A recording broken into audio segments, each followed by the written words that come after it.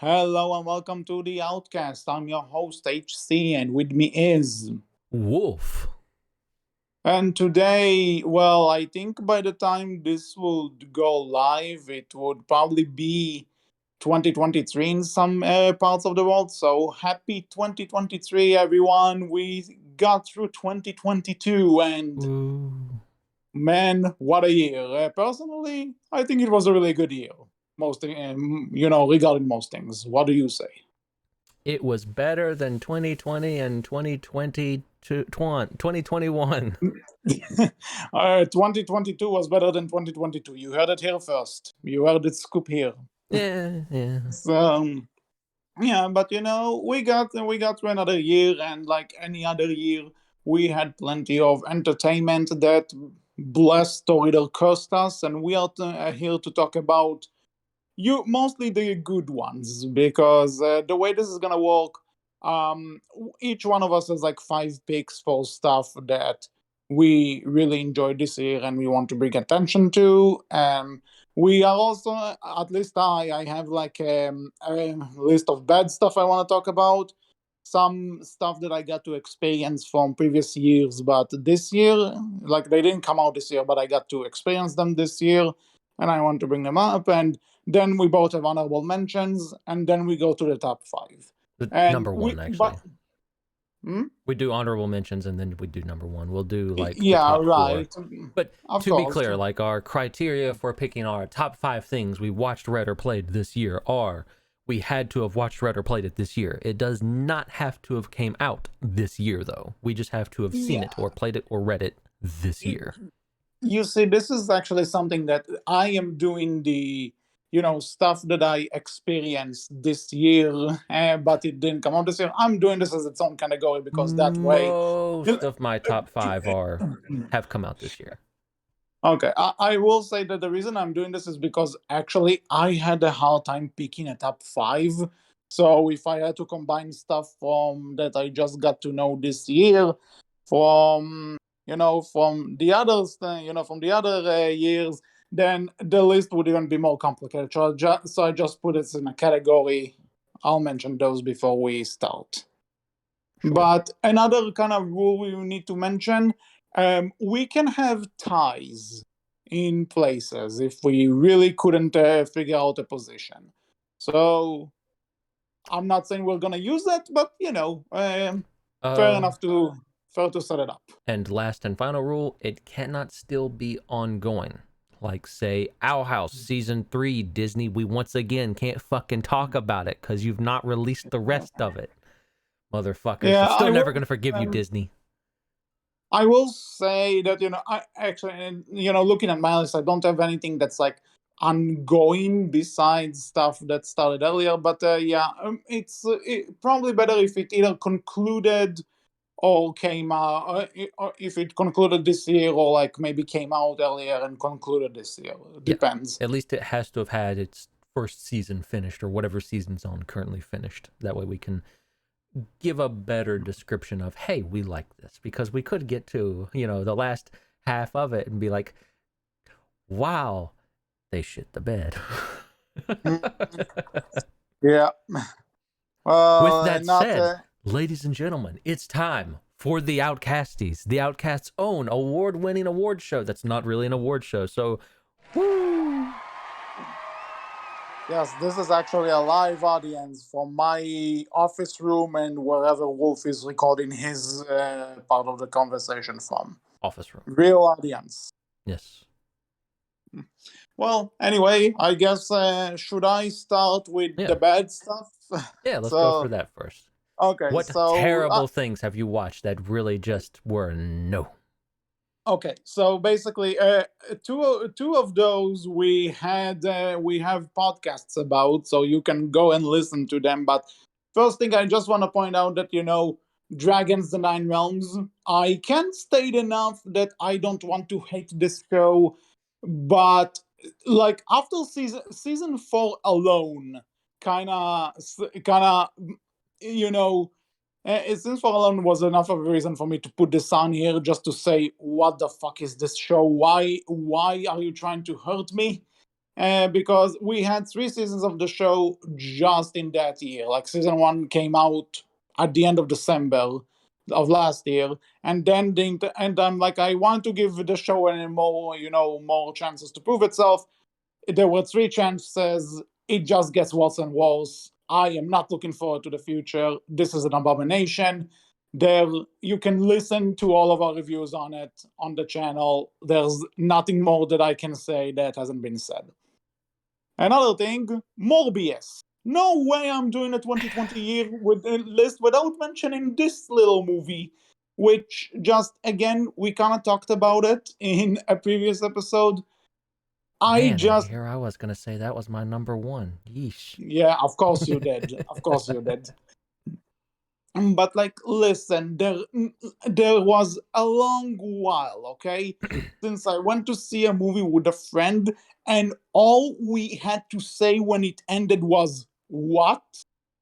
What?" Like, and the friend I went to see it with, he was excited for it. He got my ticket. He was hyped to see this movie, legit Oof. hyped. Feel And for him. even I was honestly, I don't care. Like, besides the fact that it's a Spider-Man thing, I didn't really care. And if he didn't get me the ticket, I probably wouldn't have even seen it. But he got me the ticket. I did, and like both of us were just like going, "What?"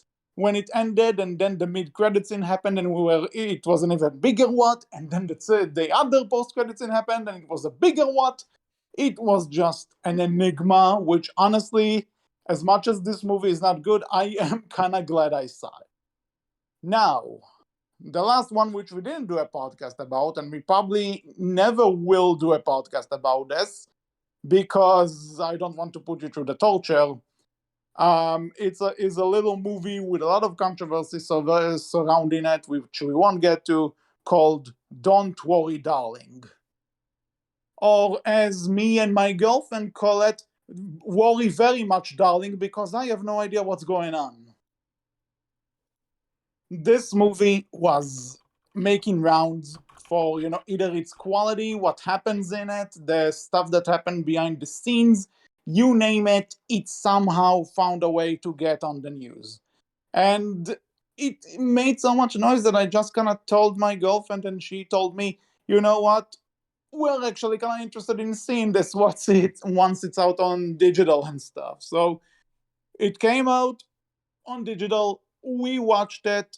We were appalled. We were confused. We were laughing, not for the right reasons.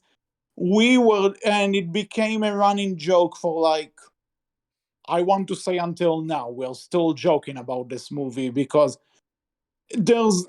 Listen, you know how sometimes you see something and you just want to have a sit down with the creator of it to just ask questions? Mm-hmm.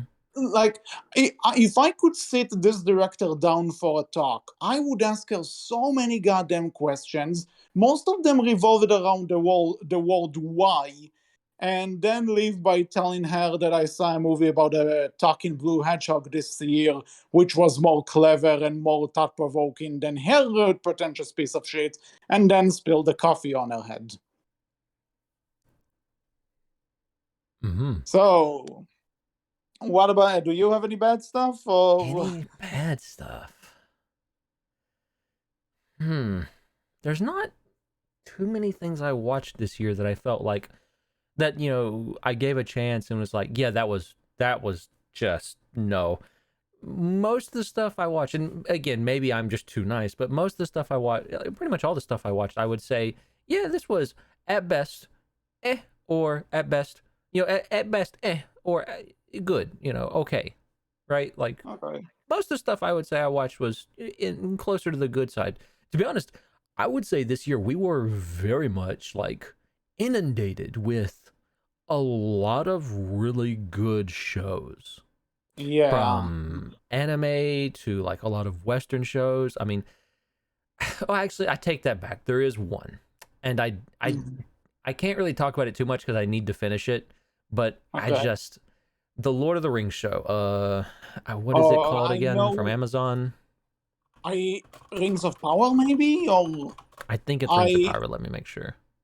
I haven't Yes, seen it Lord of the because Rings, the Rings of Power. It's okay. not a bad show per se, but I think there's quite a few Lord of the Rings fans who would probably agree with me when I say it fails, at least to a degree. Again, I've not seen all of it. Maybe they bring it back, so I can't judge it too much. But at least for a Yes. bit, for the first couple episodes, it feels like they fail to understand what Tolkien's works were mainly about, which was, hey, war bad. And they kind of fail to understand that part with a few very specific key scenes and characters, and that's kind of a problem, in Okay. my opinion. Listen, as someone who only saw the first Lord of the Rings movie and really didn't like it, I don't have much to I mean, say that's on fair, the right? I'm matter. not going to say, like, Lord of the Rings is definitely not something that's for everyone. But as Yeah. someone who's read some of the books and who's watched all the films and even some of, like, the extended film stuff like that, like, a lot of his work is, and you don't necessarily get it from the films as much, though it is there, but Tolkien specifically, right? Like, a lot of his work is very much centered around the idea of war sucks, war's bad, don't do that. War is hell. I mean, it makes sense considering the dude fought Yeah. in World War One, I believe. No, of course, of course. I'm not saying. I just have this clip of No, Jim going, I know, "War is hell." I remember. So, But yeah, like, and for the show to kind of get that essence wrong, it does, I think, for many people, myself included, leave a bit of a bad taste. So again, I need to finish it still, so I don't want to judge it too yeah. harshly yet. But if there's one thing I would say, at the very least, I was a little disappointed in was that, because I came into it hoping to get a lot more, and it let me down a little bit in that regard. Maybe it can bring it back, though. I don't know. We'll see. But yeah, like, I Okay. would say if there's any one particular, like, disappointment that stuck out, it would be Lord of the Rings of Power. All right. So anyway, it's kind of a side tangent that I'll make fast because, like I said, when I want to point out stuff from previous years that I got to experience this year, then I just put it in its own category so that I could actually talk about stuff that came out this year because there was plenty. But and even the top five and the honorable mentions don't cut it. But just to so in terms of stuff that I got to experience this year, and leading into and this year, but it came out in the previous years. One is a video game called A Plague Tale: Innocence. Mm-hmm. I heard a lot about the sequel which It came came out out this this year. year. Yeah, and like my I've best not played friend. either, but I've heard a lot of good things about both. Yeah, so like my best friend and her boyfriend, like both great friends of mine, they told me that they really enjoyed that. They told me when they were playing the second one and they really liked it. So I'm like, well, I guess I better start with the first, and I did. And like the first one, it's not a perfect game. Like there is some jank in some Mm-hmm. areas, but I really enjoyed it. Like the story was great. It was unique. Like it was not necessarily unique, but it was something that they did very well, and they told it very well. There are some unique things about it which I enjoyed, and like I really enjoyed the experience, and like I really can't recommend this game enough. And for the record, I am currently playing through the sequel, and I'm kind of sad to say that so far the sequel, well, it's good, don't get me wrong. I feel the sequel is kind of lacking what made the original special. Like, I think it's a Hmm. bit dragging so far, but I haven't finished it. Maybe it picks up near the end. I'm about halfway through, and honestly, I think it's also because that I kind of tried playing both of them back to back, and the Mm. sequel is way longer so far. So it's like maybe I'm just burnt out. But A Plague Tale: Innocence, highly recommend. I think. How do you pronounce it? Requiem. Yes, Requiem. I I hope that like not a bad game by any means, but so far I think it's lesser than the original Wasn't good enough because to win Game of the Year, though. well, depends. No, it was nominated. Did it win actual game of the year? No, Elden Ring won, which I did play Oh, this year, which very good. Elden Ring also okay. beat God of War Ragnarok. We'll get to this here, but anyway, the Spoilers. other highlight from previous year is Star Trek Lower Decks. Now, I probably mentioned this. I know I mentioned this in one of the Nine Realms reviews we did, but I am not a Star Trek fan. Like the only Star Trek experience I have is the third of the new movies, like I think Beyond, that friends dragged me to see. And it's something against Star Trek. I just never got the chance to actually sit down and watch any of the movies or shows or any of that. I know of them, never got the chance to actually experience them. And thanks to my girlfriend, she recommended me this show to watch together. So I gave it a shot because, you watch something your girlfriend recommends you. Tip for all of you people out there. And you know what? I had a lot of fun with this show. I think it's a good show. I haven't seen season 3 yet, but I'm interested in it enough and I wanted to bring it attention because it's something that I wasn't aware of if I was going to enjoy or not, but I ended up really liking. So there you go. Fair enough. So shall we move on to the actual rankings? Yeah. You can go first Okay, with number 5. number 5. So who's going first? Do you You want can to go do it first. first? Okay, so my number 5 is The Cuphead Show. Mm-hmm. And it's on So streaming again, as well. yeah, we are moving up in the world, people. With a still So image. Yeah. yeah.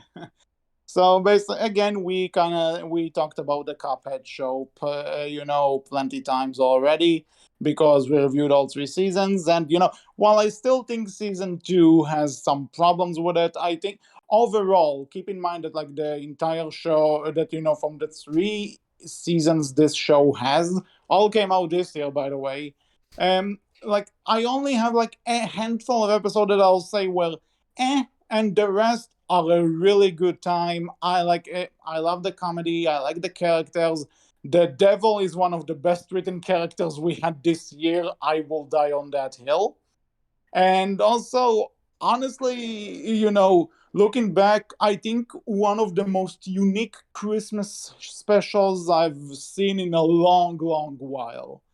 And just it's a funny show, it's a well animated show, it pays beautiful respect to both the golden age of animation and the video game which it's based on.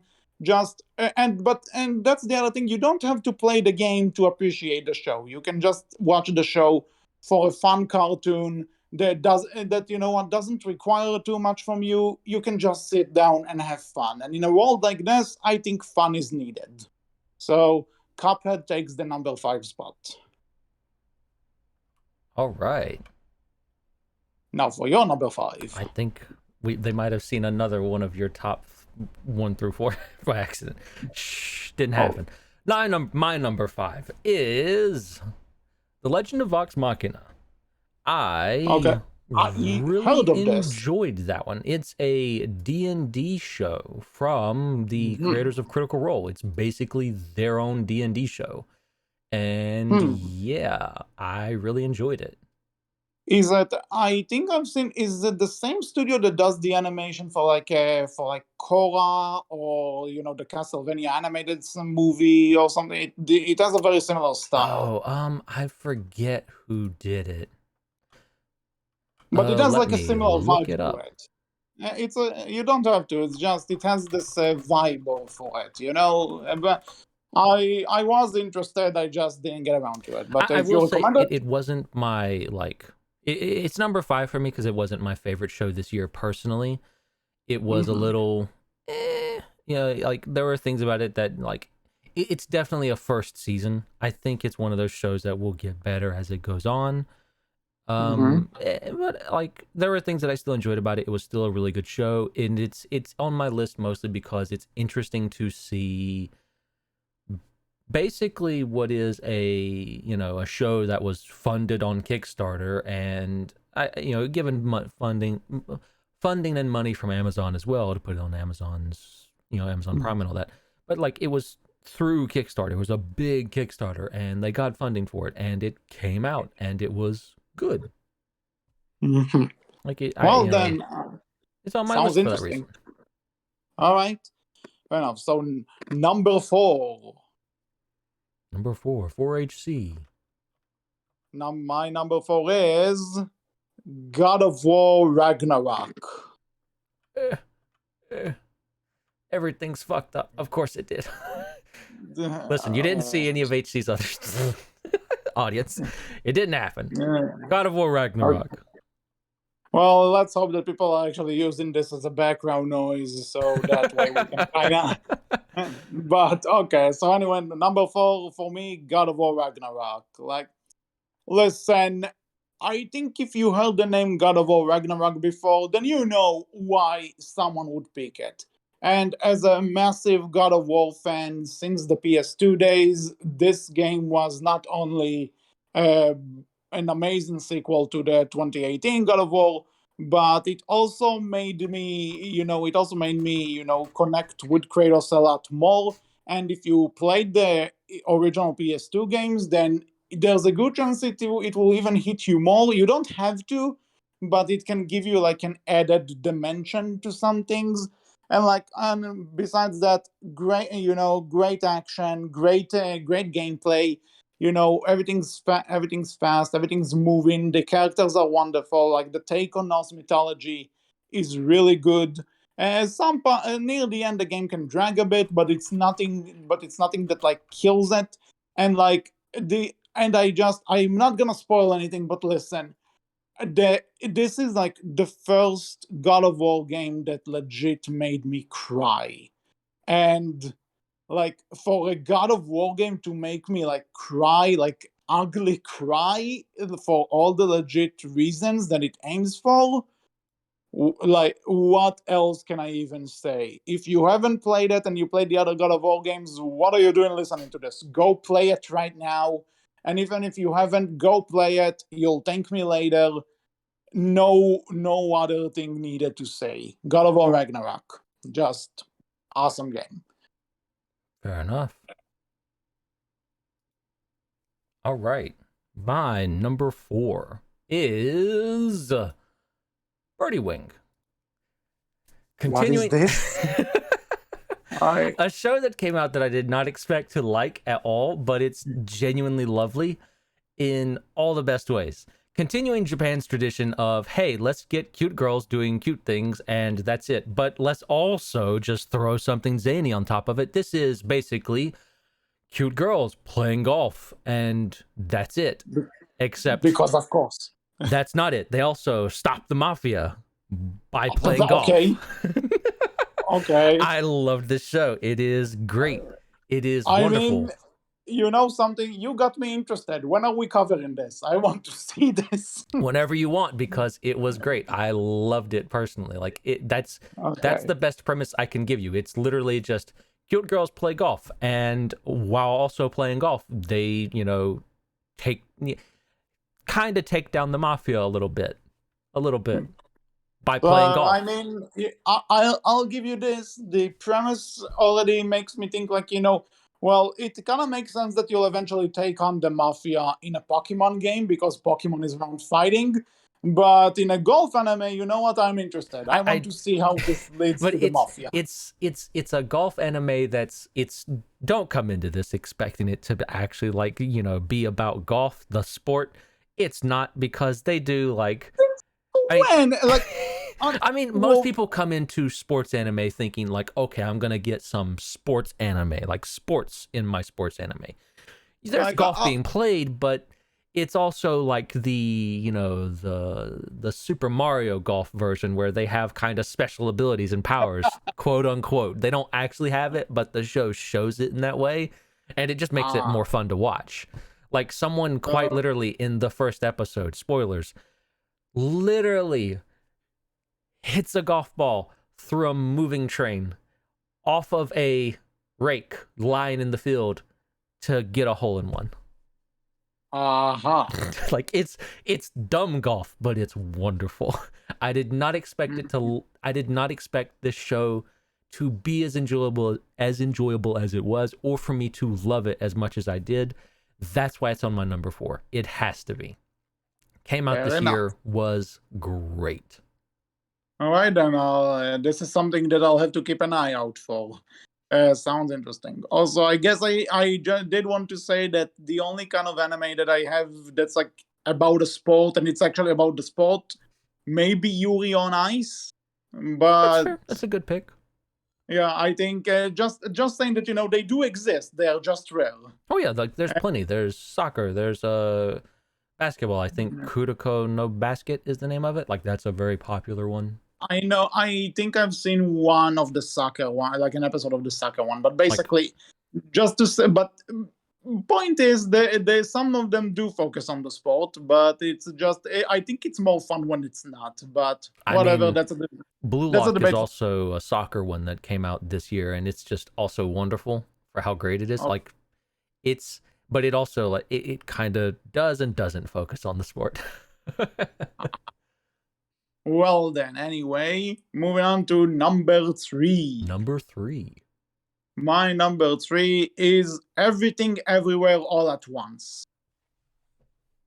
Listen, listen, listen, listen.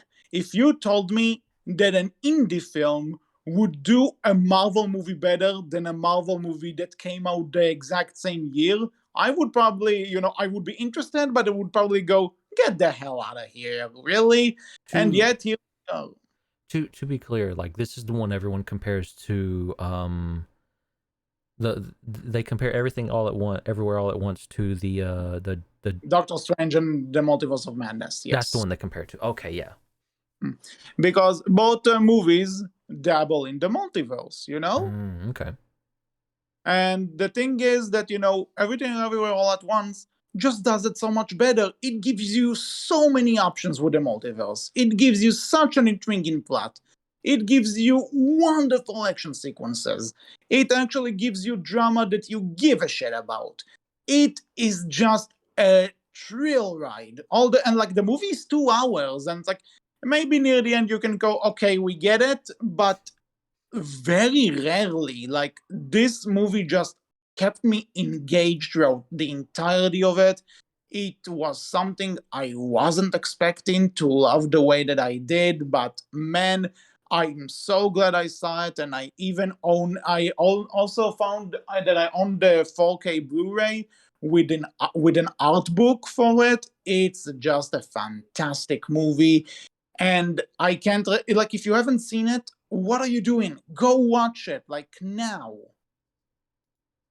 It's on my list. I need to watch it. And the Multiverse of Madness. I'll be interested to compare them. And for the record, Multiverse of Madness is a good movie, I feel, but it's also, I think, like, in terms of the multiverse representation, yeah, no, Everything Everywhere All at Once has a beat.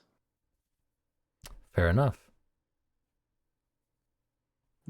Well, so then. you're Moving on to my number 3. It's a game, and it is Xenoblade Chronicles 3. Yep, I've heard about it. Finishing out the trilogy, Xenoblade Chronicles has always been a game series that I like it, but also it has a lot of stuff in it that I don't like. I think the third game is, from a gameplay and world building perspective, I think it's a little bit from a world building perspective, I think it's one of the weaker ones. From gameplay, stronger than 1 and 2 in my opinion, and story, I think it's just it's a well done way to round off this trilogy of games, like to end off this story and finish it out. I think it does quite well at doing that, and I spent a lot of time with it, and for the most part, I very much enjoyed that time, so it goes on my number 3 spot. I very much, like, there was a reason for it being also nominated for Game of the Year, and yeah, like, it definitely, it was deserving of the nomination. Don't think it deserved to win, but I definitely think it deserved the nomination. It deserved to be up there, and I'm glad it was, because it is very much overall very good. The music is also, like, just, that flute. I love it. But yeah, number 3 for me is Xenoblade Chronicles 3. All right. I am personally, it's a genre that I don't always play. Like some of it, yeah, but also I don't have a Switch. But I heard a lot of good things about it, and I'm sure it's a great game. I'm glad that you are also having fun with it. Yeah, I definitely recommend it. Mhm. So now, number two. Number two. My number two is a movie that's very recent. Like, actually, it came out like a month ago, and only recently it also came out for streaming. It was for a limited time in theaters, and I'm glad that I got the chance to see it in theaters. Glass Onion, a Knives Out mystery. I Uh, have not heard of this one until you brought it up. you heard about the first Knives Out? I don't think I have, actually. Because I'm willing to bet I put it in our 2019 Outcasties if we did that. But regardless of the fact, like Knives Out, I think is one of the No, I best. have heard of Knives Out. That's right. Okay, yeah, I've heard of it, but I've not seen it. I really need to go see it. But anyways, Yeah, we'll talk about this later. But anyway, Knives Out is one of my favorite movies ever. I have no problem saying this. And I was looking forward to the sequel, which honestly, it's a very standalone sequel. You don't have to see the original Knives Out in order to watch this one.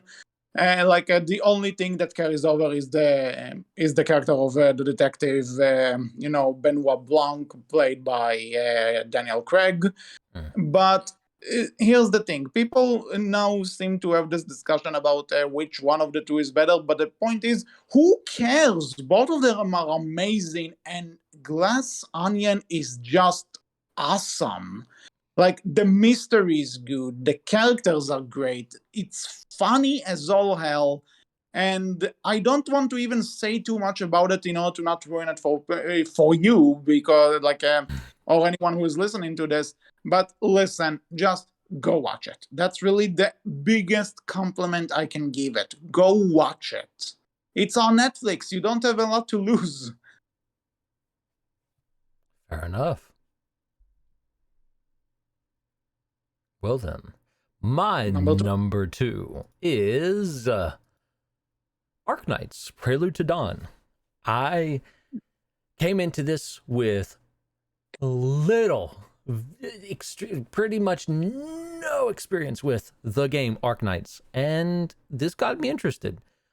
All right. Not interested enough to really want to play Arknights, the game, because it's a basically tower defense mobile gotcha game. But the anime, really good. Very much enjoyed it. Very much enjoyed the world and the characters, and I'm interested to see where they go with it. It's overall strong. All And right. yeah, I'm going to put it on my list for this one, for number two, because I didn't expect it to be as good as it is. And also, it's here for the reason of, hey, gaming shows have been doing really good. I think we've kind of hit that point of we can't say you can make a thing about a game anymore and it be bad. I don't think we can Yeah. say that no more. Like, No, and honestly, listen, I'm looking forward to the Last of Us show that's coming out next month. But it's also when they say we broke it, we broke the curse. It's like you are a few years late by this point. There are so many good video game adaptations now. I mean, I will give like some people a little bit of credit of when they say, "Hey, we broke it." I don't think they're too late because it's been a little up and down here. There still, Yeah, admittedly, but like but recently, overall, I think like, but we've definitely been increasing in quality, right? yeah, because listen, even if we didn't mention them, we have Arcane. I mentioned Cuphead. Mm-hmm, mm-hmm. There was the Cyberpunk cartoons, which are apparently really good. There's Yes, still need to watch those. we have this show that you just mentioned. I think we are starting to get it, people. It's not you're not going to be the next big thing in case in case you make something like this. But oh well. Yeah. I am glad though that you enjoyed this, and I'm interested now. I'll have to check it out. Mm-hmm, So, mm-hmm. honorable mentions. Yeah. Honorable mentions. Do you have any? I have three that I'll just quickly talk about. So one is an animated Netflix movie. It's called My Dad's Dragon. I never heard of the original book, but a friend of mine read it, and she was excited about this movie coming out. We decided to give it a shot, and this it was really cute, really wholesome, and also had a very unique animation style. Like I haven't seen it yet, but I think it has an animation style like very similar to Klaus. So if you're into animation that doesn't look like mainstream animation, I think you'll really enjoy this one. It's a very cute movie. Now, Okay. another Netflix movie, this one live action, is a movie called Slumberland. So the thing is that it's based on the Little Nemo comics, which I've never read. I Hmm. only know there was an animated movie which people don't look at too fondly. But again, same friend really liked the Little Nemo comics, and she told me she was really surprised by that movie and how good it was. So I said, you know what, let's see. And like, it's like the plot is nothing you can't figure out. Like it's a very simple plot, and like you can probably see some of the twists from a mile away. But the visuals are so creative. The visual art stuff is awesome. It's so creative. It's so interesting to look at. And even if you can tell where the story is going, it's still a very touching and story that hits where it should and makes you laugh what it should. Just it may not be in my top five, but you know what? Definitely worth mentioning. Go check it out. It's like if you just for the visuals, really, like it was a blast. Fair enough. And the final one is actually, it came out in theaters in some countries, but Turning Red, Pixar's Turning Red, not a masterpiece, but definitely, but also didn't deserve a lot of the backlash it got, which was beyond stupid in a lot of ways. And honestly, just a really fun movie. If you miss stuff that if you miss stuff that just reminds you of childhood, go check it out. Really fun Hmm. movie. And on a personal note, thanks to this movie, I kind of got to connect to my girlfriend. So plus plus though. I know it's a very subjective thing, but you know what? I'm mentioning it. Hmm. We like different things for the reasons we like them. Sometimes very interesting, sometimes not. Mm-hmm. Sometimes very, again, we like the things we like for the reasons we like it, right? Nothing wrong with that. Mm-hmm. So, honorable mentions for me. I know some people are going to get mad at me for doing this. You put Birdie Wing on your top 5, but not Like Horus Recoil. That's right. Like Horus Recoil is an honorable mention, but it's not on my list. Why? Because they did not have Chisato and Takina kiss at the very end, and it was just 0 out of 10 show because of that. But it's a Well, 0 out of 10 show that I recommend that you do go watch. you say people will be mad. I have no idea what the hell you're talking about. So, Like Horus Recoil is a show of basically continuing the trend of cute girls doing less than cute things. It's basically a show about girls being assassins and killing people. And work and it's a fun show. It's definitely really good. I like what it's going for, what it's doing, just everything about it. And like beautiful show. There's a lot of, if you watch this and you're a fan of a lot of old and some of them aren't even old, but a lot of like of the action movies like John Wick or some of the other old stuff. Oh, I forget all the references it makes, but John Wick is like, you'll see a ton of references to old action films within the animation in this. You can tell the people behind this love action films, love everything about them, and they put a ton of heart and love into the animation in making sure they got some of those old action scenes that are very memorable into the animation and making them work with the characters that are here. Very much a work of love for the people who worked on it, and it absolutely deserves an honorable mention. Still a 0 out of 10 because Chisato and Takina didn't get together. They chickened out at the very end. They could have done something. They didn't. So 0 out of 10. I definitely recommend it. Go watch it. fair. Another So, honorable mention for me. I have a few, and I'll kind of go through them a little bit quicker. Chainsaw Man. Not a show for me, but I'm going to put it on the honorable recommendations, or because it does deserve it. It is very much a good show that finished very recently, came out very recently as well, like last month recently actually. And it has there's a lot of love and heart put into it because again, you can see all of these old films being referenced and, honored within the animation and the show itself and its references, right? Like it's very good in that regard, but also it tells a very interesting story with some interesting characters. Again, not really my cup of tea, didn't enjoy it as much, but I do understand why a lot of people love this show and love the animation behind it. Another honorable mention for me is House of the Dragon. Game of Thrones has a good show. To be fair, Game of Thrones had a good show in the first place. It just didn't nail the landing on the end. But House of Dragon hopefully can fix that. Hopefully it can come out, be exceptionally good, and nail the landing here at the end. So far, it looks like it's doing that with this first season. So House of the Dragon is on my honorable mentions list. And one last more from me that has to go to your boy Kong Ming. Another show that came out that I did not expect to like as much as I did because of its premise. It is, once more, Japan continuing to have cute girls doing cute things of girl sings, she sings good, and she wants to become famous singer who's heard all over. And so her manager, Zhuge Liang, helps her accomplish her dream because he believes in her. That's right, Zhuge Liang has been reincarnated into the modern day Tokyo world and becomes her manager. That's the premise. And basically uses all of his war tactics and knowledge to help her become super popular. It's fun.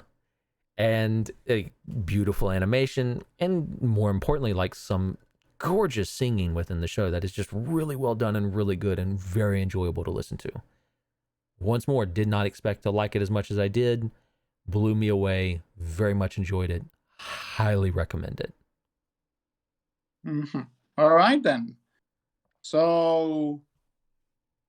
Number one. You can go first. Well, I'm going first. Well, you know how I said that stuff can be a tie? Well, maybe it's not a tie if it's if I'm choosing a freaking franchise, because if you know me, you know this was coming. Number one of 2022 for me, the Sonic the Hedgehog franchise, because Sonic had such a good year this 2022, and you know what, he deserves it. He had an awesome second movie, he had a fun collection, he had a good new game, like holy hell. He had, the comics, the IDW comics are doing so great and have so many developments in them that caused some noise, and they had some good new characters. And we just had Sonic Prime, which was also a really fun show. So, you know what? If I'm going to give the number one to something, I'm going to celebrate my favorite franchise and my favorite character, which had such a good year.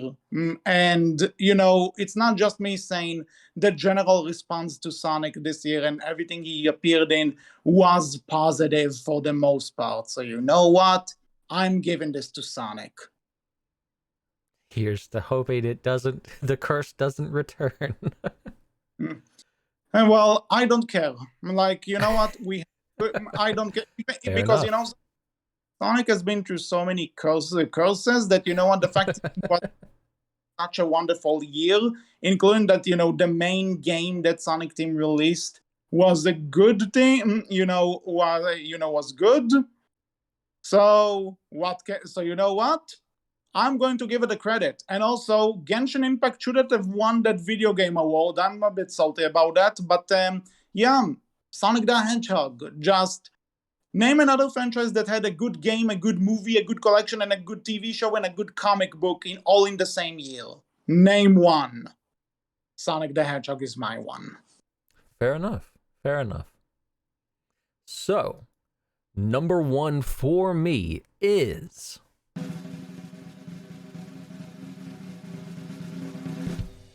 Odd Taxi.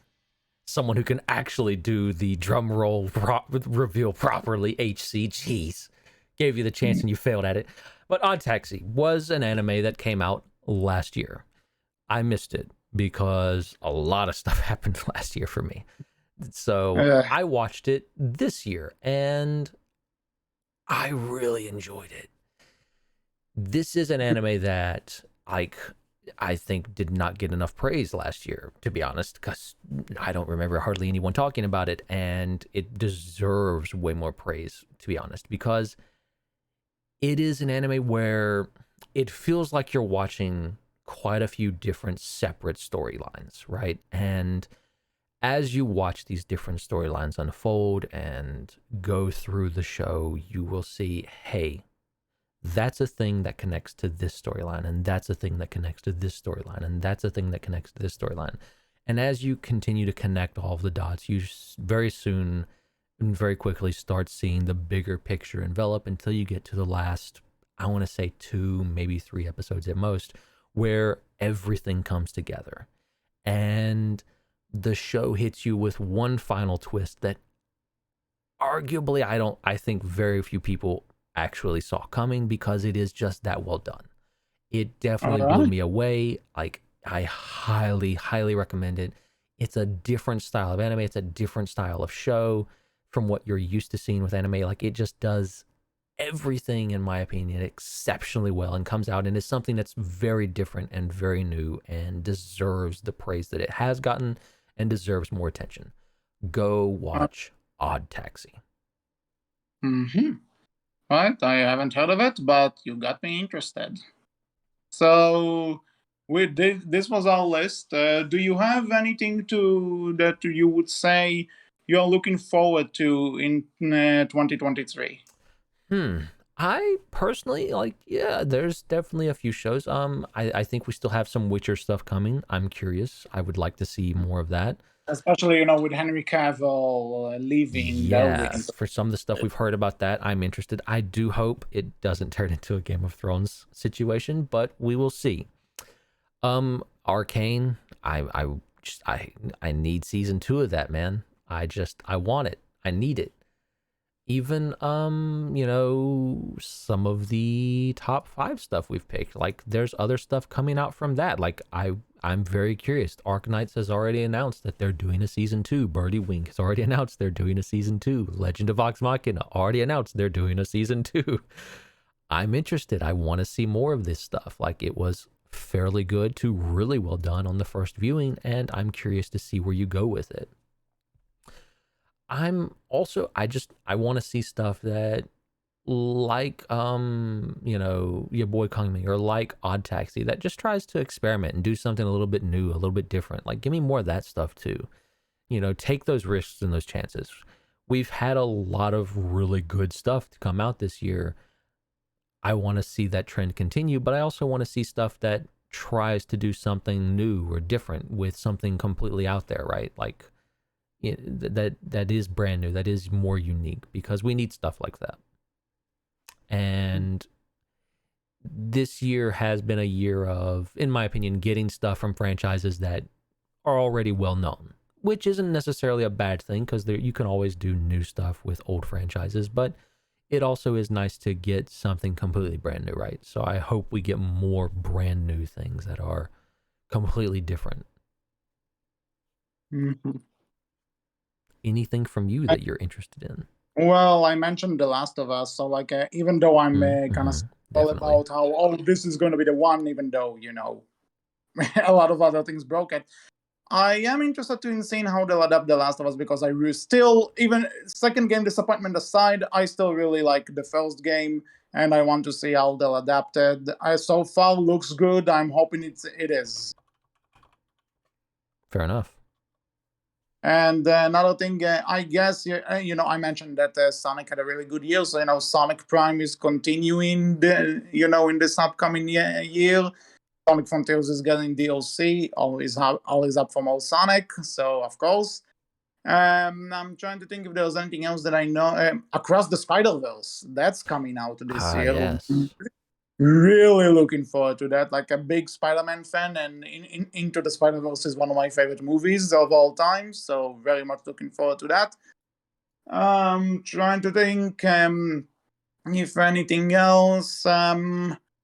I Nothing else comes to mind at the moment, but these are like stuff that I know. Like, okay, they are close. I think I know what I to expect from those things, and I want to see what else. There's actually a game coming out next month called Forsaken, sorry, that looks fine, but it's also looking really.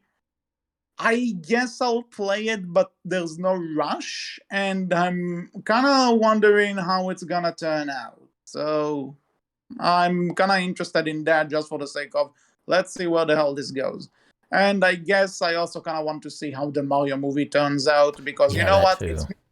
Because you know what? As much as I still can't support Chris Pratt in this role because he sounds so off, and I don't trust Illumination because they proven that they make very junk food movies. Mario deserves a good movie. I mean, If Sonic the Hedgehog can have two good movies, Mario deserves one good movie. So you know to what? give them credit, just watching the trailer, everything up until the point he talks is really good. Like Yeah, it because looks and also good. It looks the other voice cast fits. They Mhm. do great. It's just Chris Pratt that sticks out like a sore And freaking to thumb. be clear, he's a fine person. Like, he's a decent actor. Hey, not even that. Even as a person, he's kind Well, of yeah, but no, you're right. Meh person, but he's an all right actor. Like, he's not a bad actor per se. It's just you could have picked he's one of anyone those else, people. or just He's made one of Mario those people silent. that because he's one of those actors that kind of plays himself now, Mm-hmm. and he's not Mario. Fair. So, but They anyway, should have I got The hope. Rock to play Mario. But here's the thing: I hope it's good because, like I said, Mario deserves a good movie. Mm-hmm. Agreed. Like, again, watching the trailer, everything up until that point, it seems like they're on point with it. And I hope for the most part that it is. Like, if they can do everything else on point, it's just him that feels a little off, I can take that, right? That's acceptable, I think. All right. So, anything you want to point out that you're looking forward to? Oh man, other than the stuff I've already said, I don't think there's anything in particular that like really screams to mind as, yeah, we know this is coming out and I'm hyped for it. Because a lot of the stuff that I would say I'm interested in, we don't really have a set date for anything yet. Like I said, like we don't have a set date for Arknights yet, although I would assume it's close. We don't have a set date for anything with like Horus Recoil or Birdie Wing or anything really. So I cannot say. I'm interested to see. I will say, who are the